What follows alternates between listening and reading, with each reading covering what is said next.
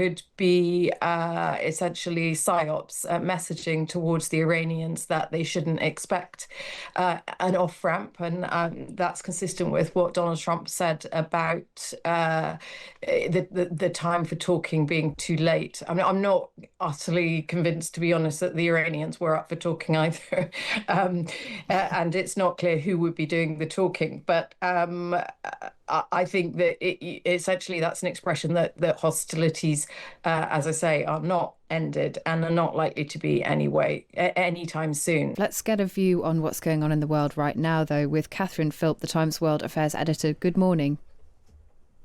Good morning, Kate. Can you give us the latest on what we've seen overnight? I believe there's been a strike on a CIA facility in Saudi Arabia by Iran. What else have you seen?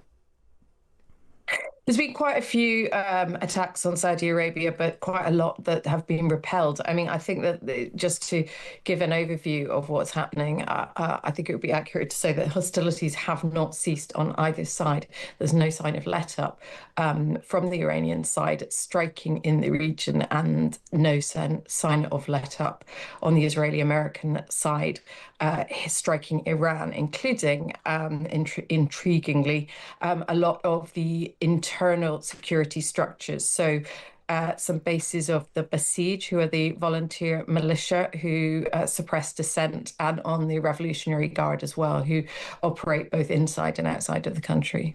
And there is a suggestion from the American side that it really hasn't even begun, this operation. What do you take that to mean?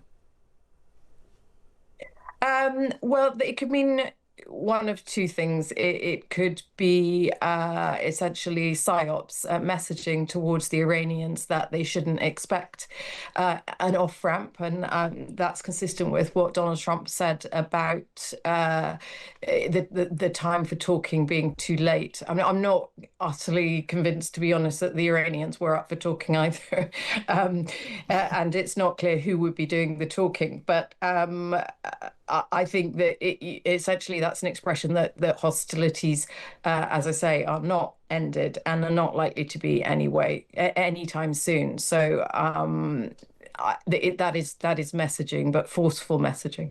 And in terms of a replacement for the Ayatollah, I mean, it looks like Khamenei's son is going to take up that role. What do we know about him? What kind of man is he? Is he likely to want to work with the Americans in any capacity, or will this be a continuation or maybe even a deepening of hostilities against America? Yeah, well, I mean, the fact he's Khamenei's son and the supreme leader that the Israelis and the Americans have just killed in what was effectively a joint operation, although, Trump was suggesting yesterday when the fact that everyone was killed was down to the Israelis, not him, but certainly that was CIA provided information. Mojtaba Khamenei is the son of Khamenei. He's a hardliner, and it would suggest to me that the regime is doubling down on that approach, and maybe even deepening. Interestingly, he took control of the Basij, that militia I mentioned just before, during the suppression of the 2009 protests, which were against the manipulated election of Mahmoud Ahmadinejad to be Iran's president. Again, a hardliner. Now, that was probably the last time there was substantial organized political opposition in Iran. That was the time of the Green Movement, and reformist politicians from the mainstream in Iran actually joined those protests, which is the last time that's happened. Many of them were put under house arrest at the time, and essentially that was the shattering of any kind of really recognized political opposition or anything that we would think looks like that within Iran. So that's the kind of man we're talking about. That does not suggest much compromise. It's also interesting that this goes against the original thesis of the Islamic Revolution, that dynastic succession was anti-Islamic, near-criminal. It was a repudiation of the monarchy that had ruled, that was overturned in Iran when that revolution took place. Yeah. Yeah. And that this would go against that. It was the Revolutionary Guard, we learned, that actually pushed for his appointment. And that suggests to me that the interests of the security state, the security dimension of the Islamic regime is more important in this moment to Iran than the clerical side of the regime. It's also interesting the fact that they are actually going to go ahead, we think, and actually make this decision and announce it. There was a section of the regime that didn't want to do it so swiftly because they believed that that person would immediately be taken out by the Israelis and the Americans. And I mean, that's what we saw happen with Hezbollah, for example, when their last chief was taken out by Israel. The successor was immediately killed within a matter of hours. We will, Catherine, and it's I'm afraid we've run out of time, but all of that, it's just absolutely fascinating. I could listen to you talk about this for a lot longer. I'm afraid we don't have the time, but I'm going to come back to it because I think it is really fascinating, this tension between the security forces, as you say, and the religious element here. And I think that's something we need to look a little deeper at. Catherine Philp, the Times World Affairs editor, thank you so much for your insight this morning. It is amazing how often autocrats become dynasties. Because actually, because the people are in it for themselves. When they look at the future, who do they want to succeed them? It's the persons closest to them who they want to do. That's amazing. You see it all across dictatorships. They want to sort of feather the nest of their children as well. We've just begun. America has been building up its forces for weeks in the region. No one was surprised when the attack came, but Britain seems to be playing catch-up. Only now is a warship being sent to Cyprus to defend RAF Akrotiri from Iranian missiles and drones. The vessel, HMS Dragon, is understood to be in British waters and will take more than a week to reach Cyprus. Well, General Sir Richard Barrons is the former commander of Joint Forces Command, and he co-authored the Strategic Defence Review last year. He joins us now. Good morning. Good morning. Can I first get your assessment on the Iranian response, what we're seeing from the Iranians in response to this American-Israeli attack? Yes, I don't think anyone really anticipated that the response from Iran would be to broaden the war quite as much as it has to the entire region, using missiles and drones to make what are in military terms quite small strikes in these countries, but in psychological and economic terms do have a considerable effect. And so it's been a broader impact, a wider impact, but not necessarily as deep an impact as people might have thought? So I think the Iranian intention was that by firing at their neighbours would invite the US and Israel to stop. And that's clearly not happened. And indeed, it's made the neighbours crosser and more determined to see this Iranian threat removed. So they'll take pain now if that means that the future is not going to be regulated by this sort of risk. You have a huge amount of experience when it comes to the UK's defensive capability. As I say, you co-authored the Strategic Defence Review. Can I get your view on our government's response to the conflict so far? So I think the first thing we need to remember is that the United Kingdom will apply the laws that apply to the United Kingdom. And so we would all expect our government to take legal advice on any particular situation. And the government appears to have received legal advice that says that in their view, and you can always get different views, in their view, the test for joining in the attack on Iran had not been met. And the government would remember that it's accountable to Parliament and to the people. And many people in the UK would say they would not want the government to act if the legal advice was pointing in a different direction.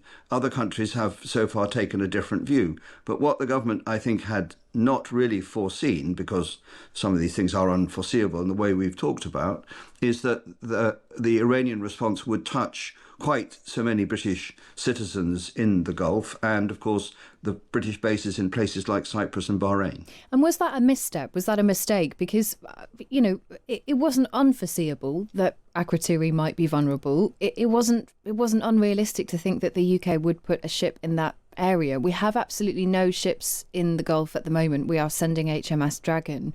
Is that a mistake, do you think? So it's very hard to judge, and obviously I sit outside the Ministry of Defence, but I think one very relevant point here is that the Armed Forces of the United Kingdom's job is to be part of NATO in deterring Russia. And it is extraordinary, isn't it, that the number of casualties in Iran so far is still probably less than the number of casualties every single day in the war in Ukraine. And so the Ministry of Defence decision would have to take account of what it can do with a very small number of assets. I mean, we only have 6 Type 45 destroyers, of which 3 are currently in repair, and the Royal Navy can probably at best get 2 operational. So it's a hard decision. Can I ask you about that? Because some of our listeners might be surprised to hear that that's the state of our Royal Navy at the moment. And my understanding is that our aircraft carriers are also in maintenance at the moment. Is that normal? Should we be worried about the state of our ability to defend ourselves? So it's a really good question to ask, because if you go back to the Defence Review, which the government published in June last year, it said 2 really important things. One is we live in exactly the sort of world that we're now seeing unfolding, not just in Ukraine, but also in the Gulf. Much more dangerous and uncertain, where great powers are tending to do what great powers want to do. And this feels very dangerous. And we are now contemplating managing potentially existential risks to how the UK operates every day and finds its place in the world. So that's a much, much higher bar for defence. But on the other hand, we actually have the armed forces that we ended up with at the end of what we now call the post-Cold War era, that period from about 1989 to, in my view, about 2014. So we shouldn't be surprised that there's an enormous gap between the armed forces people like me say we must have for this world and where the armed forces are now. And then we should reflect on if we want to close that gap, and we really do. And the review specifies how to do that in the most transformative way, I think, for about 150 years. Then it's going to require more money. And that's the problem, that the UK, for all the reasons that you know about, is really struggling to find enough money to make the defence get to where it needs to be anything like quickly enough, given the risk that we're facing. You've said it's an enormous gap. Can I ask, are you worried? How do you feel this morning, knowing what we know about what's going on in Iran? So for people like me, and not least having done the review, it hasn't taken the war in and around Iran to make me worried, because I spent a lot of time establishing just how much risk the UK is running until it chooses to do what it needs to do to reset its armed forces as part of NATO, to deter Russia, and to be able to manage events like this when they occur in the rest of the world. And until we as a society decide that we want to make the hard choices to find that money, the armed forces will simply not be able to get up to the mark they need to be. Is it embarrassing? I wouldn't use the word embarrassing, because I would say it's really risky. But what we're really talking about are the choices that we as a country make. And right now, in a public sector of £1.3 trillion a year, of which we spend £67 billion on defence, roughly, of which 20% goes on our nuclear deterrent, the fact is we can't, as a country, say, look, we can't afford to fix our defences. It's just that we're choosing to spend a lot of money on other things. And that's the problem for the UK, is we've got to come to terms with very hard choices, or we will continue to be in the sort of situation we are now. Can I ask you finally, Donald Trump has said that Keir Starmer is no Churchill. Can you understand why America would be frustrated? I do understand America's frustration, because there's an expectation, and we all talk about the special relationship, although in my view it's always been more special to the UK than the US. But it is important, and at all sorts of levels, particularly in security and defence, the relationship really is very important. So there's an expectation that the UK will generally cleave to a US policy line, particularly in matters as serious as removing the military threat of a country like Iran. So I understand that disappointment, but I come back to the point we made at the start, which is if the government's lawyers say, look, this doesn't meet the tests of law, most people in this country are going to think, well, there's a bit of a debate to be had. It's not as simple as simply turning to follow an American lead. General Sir Richard Barrons, many thanks for giving us your time this morning. Thank you.